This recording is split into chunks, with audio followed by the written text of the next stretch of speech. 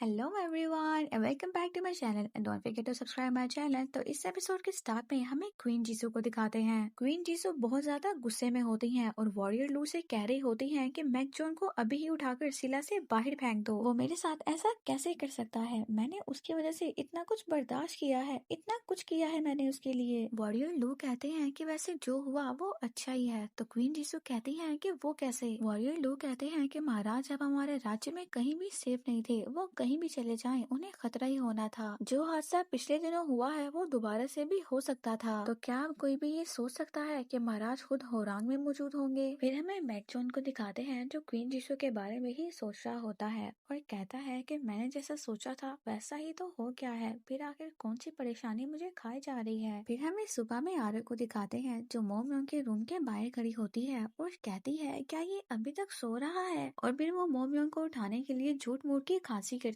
है और फिर उसे सच में खांसी होने लगती है। आरो पानी पी रही होती है तो मोमयोंग उसके पास आकर बैठ जाता है और आरो का सारा पानी बाहर निकल आता है। और फिर मोमयोंग से कहती है कि तुम इतनी जल्दी उठ गए? तो मोमयोंग कहता है कि नहीं, बल्कि मुझे तो लेट हो गया है। तो आरो कहती है कि हाँ तुम लेट हो गए हो, डैड भी चले गए हैं, उन्हें जल्दी में किसी मरीज को चेक करना था। आरो अजीब तरह से हिचकिचाते हुए बोल रही होती है तो मोमयोंग कहता है कि तुम्हें क्या हो गया है, तुम इस तरह से बिहेव क्यों कर रही हो? तो आरो कहती है कि मैं चाहती हूँ कि मैं पहले की तरह ही दूर रहूं, लेकिन तुम मुझसे आराम से बात नहीं कर सकते? तो मोमयोंग आरो के हाथ से पानी पीता है तो आरो बस उसे देख रही होती है। तो मोमयोंग कहता है कि क्या हुआ? तो आरो कहती है कि कुछ नहीं, मैंने तुम्हारे कपड़े सिल दिए हैं। तो मोमयोंग आरो के आगे से होता हुआ अपने कपड़े पकड़ता है और कहता है कि सारे कपड़े तुमने खराब कर दिए होंगे, तुम्हें सिलाई कढ़ाई आती भी है या बस यूं ही लगी हुई थी? तो आरो मोमयोंग को गुस्से से बोलने वाली होती है लेकिन फिर अपना गुस्सा पी जाती है और कुछ नहीं कहती। फिर हमें विहोंग और योंगसिल को दिखाते हैं जिनके पास कार्डमैन अपने आदमी के साथ होता है। विहोंग कहता है कि निकम्मे कहें कि तुमसे एक मामूली सा लड़का नहीं संभाला गया। तो योंगसिल कहता है कि इसका मतलब है कि आधी रात को एक मुसाफिर आदमी वेदांजी का बेटा बन गया है और फिर उसने होरांग का लिबास भी पहन लिया है। तो कार्डमैन कहता है कि जी हाँ, आपने बिल्कुल सही कहा। तो योंगसिल कहता है कि ठीक है, मैं समझ गया, तुम अब यहाँ से जाओ। तो कार्डमैन अपने आदमी के साथ वहाँ से चला जाता है। फिर योंगसिल कहता है कि सब कुछ मेरे प्लान के मुताबिक ही चल रहा है। महाराज राजधानी में आ चुके हैं और क्वीन जीसू ने जितनी जल्दबाजी की है होरांग को बनाने में, इससे तो लग रहा है कि महारानी के पास अब ज्यादा वक्त नहीं बचा है। लेकिन परेशानी तो ये है कि किसी ने भी महाराज का चेहरा नहीं देखा होगा, बेचारे का पता नहीं क्या हाल हो रहा होगा। तो अब मुझे लगता है कि जिसने महाराज का चेहरा देख लिया है वो जरूर वेदांत जी का ही बेटा है। तो विहोंग कहता है कि जिस आदमी ने महाराज का चेहरा देख लिया है महारानी ने उसे ही होरांग बनाया है। फिर मोमयोंग को दिखाते हैं जो अपने कपड़े पहन रहा होता है लेकिन उसे पहनना नहीं आता। आरो आती है तो कहती है कि तुम कितने बेवकूफ हो, तुम्हें ये पहनना भी नहीं आता।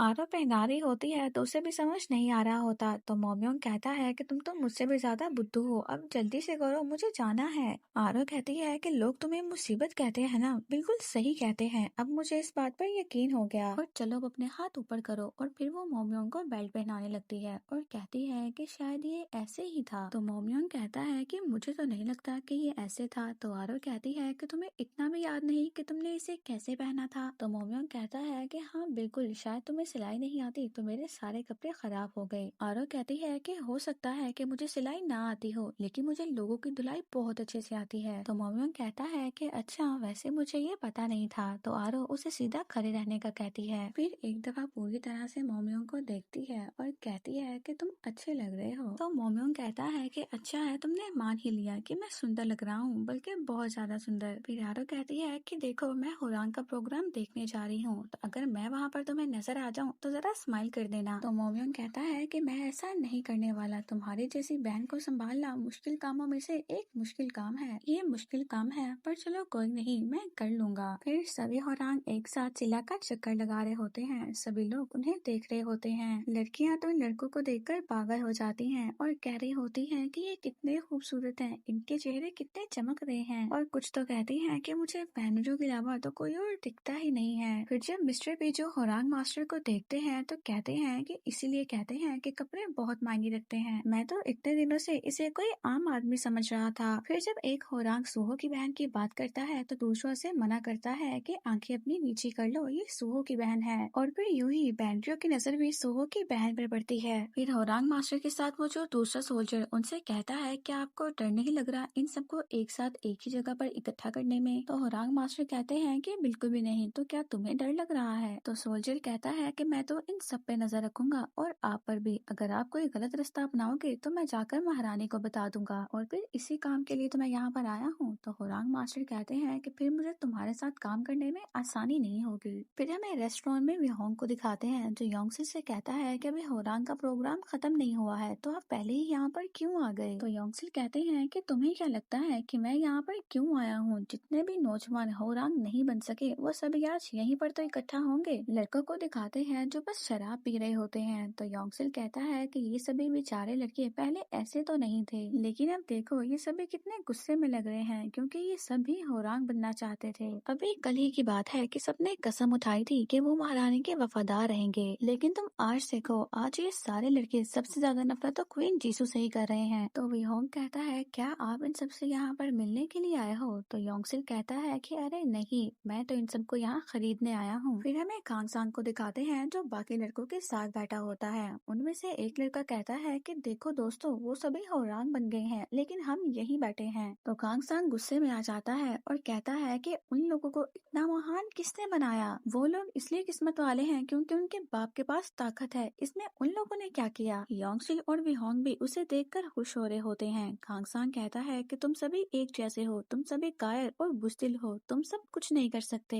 लेकिन मैं तुम सबसे बिल्कुल अलग हूँ। और ये कहकर वो वहाँ से चला जाता है। फिर हमें पाहु को दिखाते हैं जो सभी होरांग्स को देख रहा होता है कि उसके महाराज भी उनमें मौजूद होंगे। पाहु ने एक ट्रे पकड़ी होती है जिसमें वो चीजें बेच रहा होता है। मैकजॉन जैसे ही आकर एक चीज पकड़ता है तो पाहु उसका हाथ दबा देता है और कहता है कि तुम्हारी हिम्मत भी कैसे हुई इसे पकड़ने की? तो मैकजॉन कहता है कि इसमें से बहुत बदबू आ रही है, मैं इसे खरीदने से पहले चखना चाहता था। तो पाहु मैकजॉन को देखकर उसका हाथ छोड़ता है और कहता है कि आप यहाँ पर कैसे महाराज, और आप इस प्रोग्राम में क्यों नहीं गए थे? कहीं आपने होरांग ना जाने का फैसला तो नहीं कर लिया? ये तो आपने बहुत अच्छा किया है। और आप भला होरांग में क्यों जाएंगे? चले आप मेरे साथ चले, मैंने एक बहुत ही अच्छी जगह पता की है। मैकजॉन कहता है कि मैंने बहुत मेहनत की है और मैं जल्द ही होरांग ग्रुप में जाने वाला हूँ। तो पाहु कहता है कि फिर आप सभी होरांग्स के साथ क्यों नहीं थे? तो मैकजॉन कहता है कि मेरा दिल इसमें हिस्सा लेने से मुझे रोक रहा है। फिर मोमयोंग को दिखाते हैं जो सभी लोगों के बीच में आरो को ढूंढ रहा होता है और कहता है कि ये कहाँ रह गई है। इन सभी लोगों में मोमयोंग का डैड भी खड़ा होता है जो मोमयोंग को ऐसे होरांग बने हुए देखता है। फिर आरो भी जल्दी से भीड़ को पीछे करती हुई आगे आती है, लेकिन मोमयोंग की नजर उस पर नहीं पड़ती। आरो उसे आहिस्ता से बुला तो रही होती है लेकिन उसे आवाज नहीं आती। फिर वहाँ पर कांगसांग आ जाता है और सभी को धक्का देते हुए पीछे कर रहा होता है। आरो को भी धक्का लगता है और वो गिरने वाली होती है। वो कांगसांग का बाजू पकड़ती है लेकिन उसके कपड़े फट जाते हैं। तो आरो फौरन से उससे माफी मांगने लगती है कि मुझे माफ करना, ये गलती से हो गया, मुझे किसी ने धक्का दिया था, लेकिन कोई बात नहीं, तुम अपने कपड़े मुझे दे दो, मैं इसे सिल के तुम्हें वापस कर दूंगी। तो कांगसांग गुस्से से कहता है कि तुम्हें क्या लगता है कि इतनी महंगी पोशाक तुम जैसी लड़की इसे सी देगी? अगर तुम 20 चांदी के सिक्के भी दो ना तब भी ये पोशाक नहीं आएगी। फिर सभी लोग उसे ही देख रहे होते हैं। तो कांगसांग उन सबसे कहता है कि क्या हो रहा है यहाँ, क्या कोई तमाशा चल रहा है यहाँ, जाओ यहाँ से। आरो कहती है कि फिर मैं इसकी भरपाई कैसे करूंगी? तो कांगसांग कहता है कि मैं भी यही जानना चाहता हूँ कि तुम इसकी भरपाई कैसे करोगी। आरो कहती है कि मुझे माफ करना कि मैंने तुम्हारे कपड़े खराब कर दिए, लेकिन अगर तुमने मुझे धक्का दिया ही ना होता तो ये कपड़े भी खराब ना होते। कांगसांग कहता है कि अगर तुम्हारे पास पैसे नहीं है तो तुम सीधा सीधा कहती क्यों नहीं हो, उल्टा मुझ पर ही इल्जाम लगा रही हो। फिर उसे थप्पड़ मारने वाला होता है लेकिन रुक जाता है क्योंकि वो आरो को देखकर पहचान जाता है और कहता है कि तुम तो वही ओक्ता वाली लड़की हो ना जिसने कहानी सुनाई थी, और आरो का हाथ पकड़ लेता है। तो आरो कहती है कि ये तुम क्या कर रहे हो? तो कांगसांग कहता है कि मुझे लगता है अगर हम दोनों अकेले में जाकर बात करें तो इसकी भरपाई हो सकती है।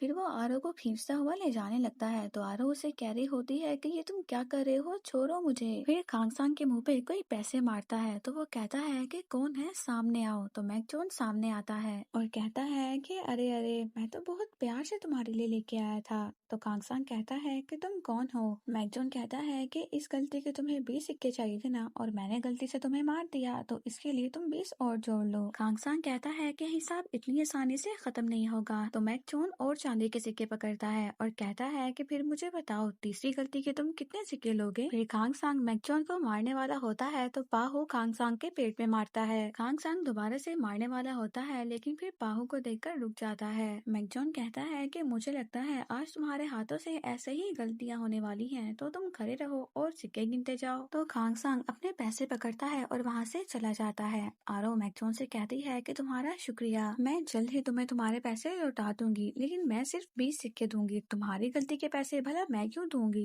मैकजॉन कहता है कि तुम पर मेरा एक और कर्जा है। तो आरो कहती है कि लेकिन उस दिन तो मैं मुसीबत में थी, लेकिन चलो उस दिन के लिए भी तुम्हारा शुक्रिया। मैकजॉन आरो का हाथ पकड़ता है और उसके हाथ पर चांद बना देता है। आरो कहती है कि बेवकूफ कहेंगे, तुमने ये क्या किया। पाहो कहने वाला होता है कि ये तुमने इन्हें क्या कहा, तो मैकजॉन उसे रोक देता है। मैकजॉन कहता है कि देखा ना आपने, किसी की मदद करो तो फिर उल्लू कहते हैं। आरो कहती है कि ये क्या किया तुमने। तो मैकजॉन कहता है कि वादे की निशानी। आरो कहती है कि कैसी निशानी। मैकजॉन कहता है कि तुम्हें क्या लगता है कि ये निशान मिटाना आसान है। ऐसा बिल्कुल नहीं है, मैंने इसे बहुत महंगा खरीदा है, जब तुम मेरा कर्ज अदा कर दोगी फिर मैं इसे मिटा दूंगा। तो आरो मैकजॉन को घूर रही होती है और कहती है कि मैं तुम्हारा कर्ज जरूर अदा करूंगी। मैकजॉन कहता है कि मुझे भी तुम पर पूरा यकीन है। फिर हमें सभी होरांग्स को दिखाते हैं जिन्हें उनकी ट्रेनिंग प्लेस पर लेकर आया जाता है। सभी होरांग्स को पहले ड्रिंक करने का कहा जाता है, जहाँ पर 2 जाम लेते ही सबका नशे से बुरा हाल हो रहा होता है। सभी जाम पीने के बाद जहाँ पर सबका नशे से बुरा हाल हो रहा होता है और उनसे खरा भी नहीं हुआ जाता, मैकजॉन आराम से खरा होता है और अपनी सारी शराब भी पी लेता है। फिर होरांग मास्टर उन सबसे कहते हैं कि तुम सबके ग्रुप्स बनेंगे, जो एक तरह का बैच लेंगे वो एक ग्रुप में होंगे। एक एक करके सभी आते हैं और बॉक्स के अंदर से बैच निकालते हैं। फिर होरांग मास्टर उन सबसे कहते हैं कि आज के लिए यहाँ पर कोई भी रूल्स नहीं है, और अगर तुम्हें तुम्हारी पोजीशन पसंद नहीं आती है तो तुम किसी और की पोजीशन छीन सकते हो। तो तुम लोगों के पास एक दिन का वक्त है। अब कल हम देखेंगे जो ताकतवर होगा उसके पास सबसे अच्छी पोजीशन और अपना मनपसंद साथी होगा। फिर होरांग मास्टर को सोल्जर कहता है कि आपने उन सबको इतना मुश्किल टास्क क्यों दिया है। आप जानते हैं ना उन्होंने कैसी शराब पी रखी है, इससे तो कुछ भी हो सकता है। अगर पहले दिन की शुरुआत ही ऐसे होगी तो आगे सफर बहुत मुश्किल है, ये हम उन सबको कैसे समझाएंगे। होरांग मास्टर कहते हैं कि मैंने अभी तक इतनी दूर की बात नहीं सोची है। तो फिर चलो ठीक है, हम उन्हें ये सब कुछ नहीं सिखाते हैं। तो असिस्टेंट कहते हैं कि आप इतने गैर जिम्मेदार कैसे हो सकते हैं। होरांग मास्टर कहते हैं कि अगर वो लोग एक शराब को मात ना दे सके तो फिर आगे वो क्या ही करेंगे। ताकतवर हमेशा कमजोर का दबाता है, तुम एक दफा उन सबको कोशिश तो कर लेने दो। और अगर तुम्हें उन लोगों की इतनी ही चिंता है तो अगर वो लोग कुछ गलत करते हैं तो तुम उन्हें उसकी सजा दे देना। फिर हमें मोमयोंग को दिखाते हैं जो नशे में होता है, उसके इर्द गिर्द भी बहुत सारे होरांग्स होते हैं और वो सभी कह रहे होते हैं कि एक गरीब सा इंसान आगे इतनी महंगी पोशाक कैसे पहन सकता है, ये हमारे बराबर कैसे आ सकता है। हमें आज इसे सबक सिखाना होगा और इसे बताना होगा कि इसकी अहमियत कितनी है। तो मोमयोंग खड़ा होता है और कहता है कि मैं समझ रहा हूँ कि तुम लोग क्या करना चाह रहे हो, लेकिन ऐसी हिम्मत मत करना। और फिर यूं ही वो सभी मोमयोंग को मारने लगते हैं।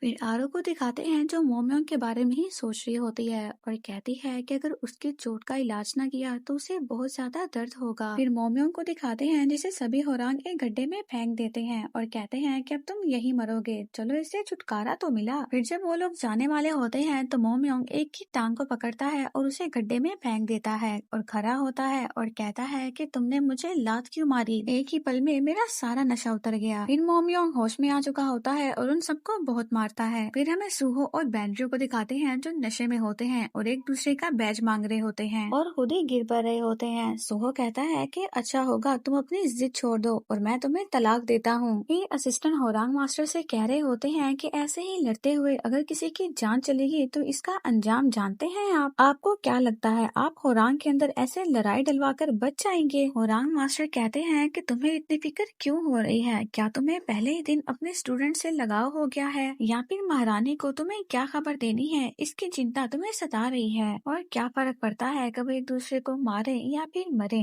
अगर वो अभी एक दूसरे को नहीं मारेंगे तो वैसे भी बाद में वो मरने ही वाले हैं। फिर सोहो और बैंड्रियो को दिखाते हैं जो एक दूसरे को मारने की कोशिश तो कर रहे होते हैं लेकिन मारने के बजाय खुद ही नीचे गिर जाते हैं। सोहो कहता है कि अकरू जिद्दी कहेंगे, अगर मैं तुम्हारी जगह होता तो कब का हार मान लेता। बैंड्रियो कहता है कि तुम गधे के गधे ही रहोगे। सोहो कहता है कि गंदे बदसूरत चूहे और फिर लेटे लेटे ही एक दूसरे को पकड़ लेते हैं। फिर हमें मोमयोंग को दिखाते हैं जो बैठा होता है, उसके पास से मैकजॉन गुजरता है और कहता है कि दूसरों की परवाह करने वाली पर्सनैलिटी मेरी है नहीं, लेकिन कहीं तुम्हें चोट तो नहीं लगी। तो मोमयोंग कहता कहता है कि हाँ लगता तो है, और फिर दर्द की वजह से अपना पेट पकड़ लेता है। मैकजॉन मोम्योंग के हाथ में अपना ब्रेसलेट देखता है और कहता है कि सुना है तुम महारानी जी के होरांग हो। मोम्योंग कहता है कि वैसे लोगों से इस तरह के सवाल पूछने की आदत तो नहीं है मेरी, लेकिन क्या तुमने कभी किसी को उठाया है? मैकजॉन कहता है कि वैसे मैंने जिंदगी में कभी किसी का बोझ नहीं उठाया है। तो मोम्योंग कहता है कि फिर तैयार हो जाओ, अब तुम यही करने वाले हो। तो फिर तैयार हो ना? तो मैकजॉन कहता है कि सपने में भी मत सोचना, लगता है तुम्हारे सर पे चोट आई है। फिर अगले ही सीन में हमें दिखाते हैं कि मैकजॉन मोम्योंग को अपने कंधे पर उठाकर लेकर आ रहा होता है और कहता है कि ये मैं क्या कर रहा हूँ, और मोम्योंग से कहता है कि क्या सिर्फ तुम अकेले को ही चोट लगी हुई है? होरांग मास्टर कहते हैं कि उन्हें आपस में लड़ने दो और जितना हो सके आपस में नफरत करने दो, उन्हें आपस में उलझने दो, ताकि वो समझ ही ना पाए कि कौन दोस्त था और कौन दुश्मन। और फिर इस तरह यहाँ से हम कुछ नए रूल्स निकालेंगे। फिर मैकजॉन एक रूम में आता है जहाँ पर सूहो, पेनरियो और जूयन होता है। जूयन को देखने के बाद मैकजॉन थोड़ा सा पीछे हटता है। तो जूयन कहता है कि क्या हुआ, कभी इतना खूबसूरत आदमी देखा नहीं है क्या? फिर मैकजॉन मोम्योंग को लिटा देता है। तो जूयन उसे कहता है कि 1 मिनट, इसका मतलब है कि हम सब अब साथ में रहेंगे। फिर वो मैकजॉन को सूहो, पेनरियो, मोम्योंग और अपने बारे में बताता है और उसके लिए कहता है कि तुम कौन हो, तुम्हारी तो कोई खास पहचान नहीं है और ना ही कोई खास खानदान है। तो मुझे लगता है कि अब हमें यहाँ पर बहुत मजा आने वाला है। क्यों, मैंने सही कहा ना? तो मैकजॉन बस उसे देख रहा होता है और यहीं पर हमारी एपिसोड कंप्लीट हो जाती है। See you in the next episode.